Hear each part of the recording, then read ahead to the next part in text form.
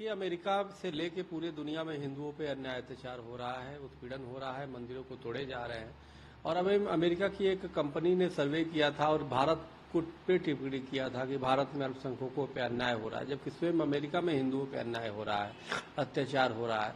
तो अमेरिका को ये देखना चाहिए। अमेरिका में इस प्रकार से जो हिंसा बढ़ी है हिंदुओं के खिलाफ, पिछले दिनों एक पुजारी को सरेआम गोली मार दिया गया है और अमेरिका उस पर कोई एक्शन नहीं लेता।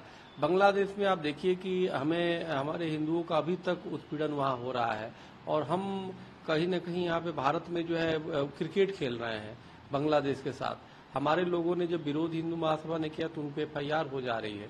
हमें सरकार को चुस्त होना पड़ेगा। इजराइल अपने एक नागरिक को बचाने के लिए एड़ी चोटी लगा देता है कि गुस्से में कहीं फंसा हो, और भारत सरकार की कहीं न कहीं विदेश नीति इसमें फेल नजर आ रही है कि कभी भी विदेशों में हमारे हिंदुओं के साथ इस प्रकार से बर्बरता हो रही है, मंदिरों पे हो रहा है, टिप्पणी कुछ नहीं आता सरकार को, कोई सरकार कड़े एक्शन नहीं ले रही है केंद्र सरकार। तो अब तो मैं इतने सालों से बोलते बोलते मैं तो वो हो गया, मैं संयुक्त राष्ट्र संघ को काफी दोष देता हूँ और कि संयुक्त राष्ट्र संघ दूसरे की तो बात करता है, हिंदुओं पर अन्याय अत्याचार होता है तो कुछ नहीं बोलता।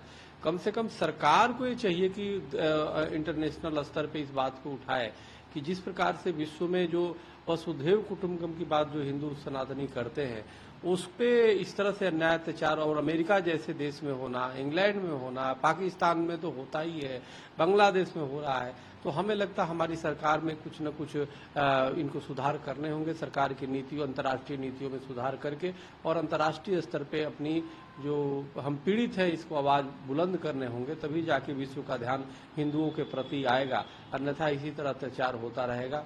जब तक हम अपनी रक्षा नहीं करेंगे दूसरा कोई रक्षा नहीं करेगा, हमें स्वयं रक्षा करनी होगी। इसलिए सरकार को ठोस कदम उठाना चाहिए, हमारे भारत सरकार को।